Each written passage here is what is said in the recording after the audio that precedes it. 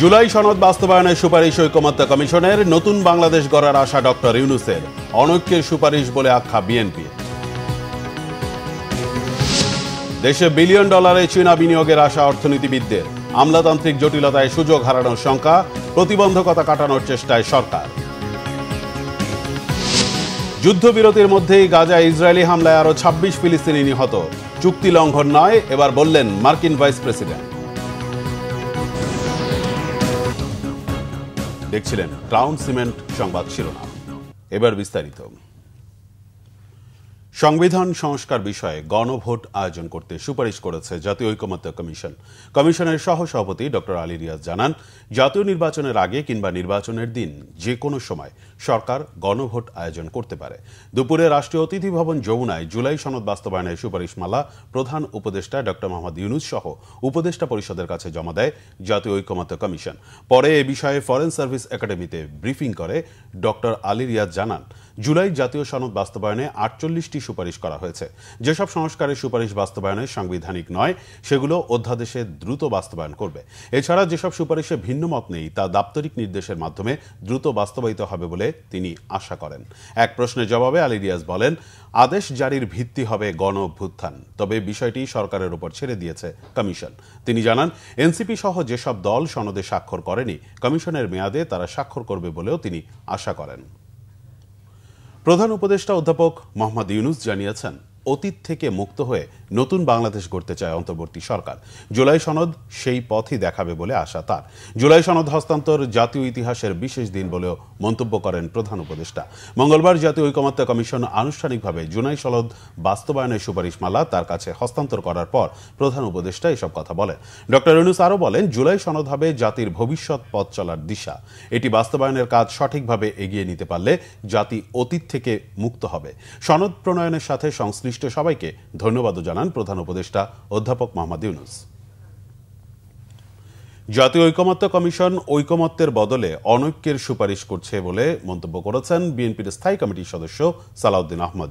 মঙ্গলবার সচিবালয়ে আইন উপদেষ্টার সাথে সাক্ষাৎ শেষে সাংবাদিকদের তিনি কথা বলেন। সালাউদ্দিন আহমদ বলেন, রাজনৈতিক দলের সুপারিশ না মেনেই আরপিও সংশোধন হয়েছে।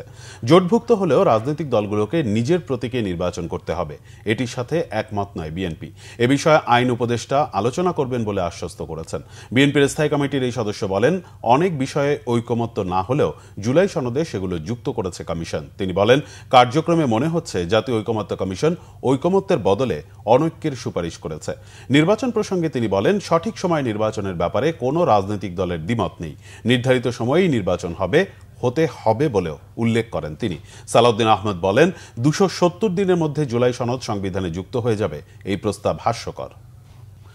বিনিয়োগের টানা খরার মধ্যে মার্কিন শুল্ক নীতিতে বাংলাদেশে কয়েক বিলিয়ন ডলারের চীনা বিনিয়োগের সম্ভাবনা দেখছেন অর্থনীতিবিদরা। তবে ব্যবসা বাণিজ্যে ঘন ঘন নীতি বদল ও অপ্রয়োজনীয় আমলাতান্ত্রিক জটিলতা থাকলে হেলায় সুযোগ হারানোর শঙ্কাও তাদের। বলছেন, পরিস্থিতির উন্নতি না করলে বিনিয়োগগুলো পাবে ভারত, ভিয়েতনাম সহ প্রতিযোগী দেশগুলো। অর্থ উপদেষ্টা ডক্টর সালাউদ্দিন আহমেদ জানিয়েছেন, বিনিয়োগ প্রতিবন্ধকতা কাটানোর চেষ্টা চলছে। আগামী সরকারের জন্য একটি ভিত্তি তৈরি করে দিয়ে যাবেন তারা। গোলাম মঈনুল হাসানের 3 পর্বের প্রতিবেদনের প্রথমটি আজ। গত কয়েক বছরের দেশে বিনিয়োগের পরিসংখ্যান হতাশাজনক। সরকারের পক্ষ থেকে অব্যাহত চেষ্টা থাকলেও দৃশ্যমান ফল আসেনি। দেশে বিনিয়োগ বৃদ্ধির উদ্দেশ্যে গত এপ্রিলে বিনিয়োগ উন্নয়ন কর্তৃপক্ষ বিডা বিনিয়োগ সম্মেলনের আয়োজন করে, কিন্তু সেটিও বলার মতো সফলতা আনেনি। তবে ট্রাম্পের শুল্ক নীতি বাংলাদেশে বড় বিনিয়োগের হাতছানি দিচ্ছে। চীনা বিনিয়োগকারীরাও এমন আশার কথাই জানালেন। We are waiting for the chance, so when the situation become more clear, so that আমরা বিনিয়োগের সম্ভাবনা কাজে লাগাতে চাই। এখন বাংলাদেশে বিনিয়োগের ভালো সময়। আমাদের কোম্পানি গত 30 বছর ঢাকা ইপিজেডে আছে। আমাদের আরো 4টি কোম্পানি 40 বছর ধরে বাংলাদেশে বিনিয়োগ অব্যাহত রেখেছে।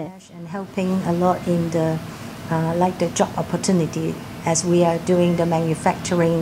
ট্যারিফের ফলে আমরা চায়নার থেকে খুব ভালো রেসপন্স পাচ্ছি এবং আমি আশা করব যে আপনি দেখবেন যে আর কিছুদিন পরে আপনি চাইনিজ বিনিয়োগ আগের গত কয়েক বছরের ডাটা এবং এই আগামী মানে গত এক বছর বা আগামী কয়েক মাসের ডাটা নিয়ে আপনি দেখবেন যে চাইনিজ বিনিয়োগের বাংলাদেশ কম্পেয়ারলি মানে এই যখন বাংলাদেশে ইনভেস্টমেন্টের অবস্থা যেখানে অনেক কম বলতে পারি আমি, Bangladesh an attractive destination for the Chinese investors. Bangladesh চীনা বিনিয়োগকারীদের জন্য এখন আকর্ষণীয় গন্তব্য। বেজার তথ্য অনুযায়ী গত 3 মাসে 9টি নতুন কোম্পানি চুক্তি সই করেছে। এটি খুবই ভালো লক্ষণ। Of investments in Bangladesh. Doctor M Masur রিয়াজের ধারণা, বিনিয়োগের পরিবেশ নিশ্চিত করা গেলে আগামী 5-6 বছর দেশে চীনা বিনিয়োগের প্রভাব থাকবে। অনেক চাইনিজ প্রতিষ্ঠান যারা এক্সপোর্ট করে ইউরোপে বা নর্থ আমেরিকাতে, তারা সেই ইউএস যে প্রোটেকশনিজম, যে কনজারভেটিভ মেজার, সেটাকে বাইপাস করার জন্য অন্য আরেক দেশে গিয়ে ফ্যাক্টরি বা ব্যবসা স্থাপন করে সেখান থেকে এক্সপোর্ট করার একটা কৌশল তারা নিয়েছে।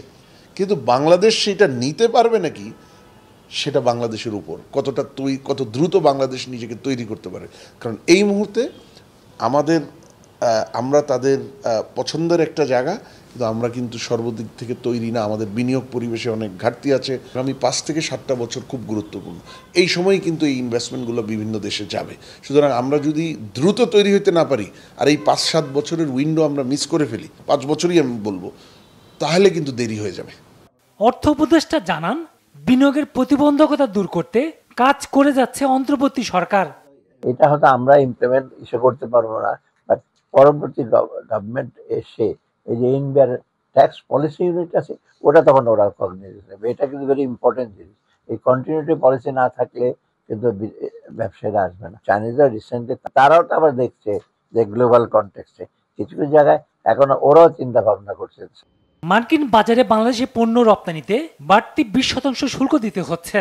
এদিকে 1 নভেম্বরের মধ্যে চীনের সঙ্গে আমেরিকার কোনো চুক্তি না হলে বেজিং এর উপর 155% শুল্ক চাপানোর হুঁশিয়ারি দিয়ে রেখেছেন মার্কিন প্রেসিডেন্ট ডোনাল্ড ট্রাম্প।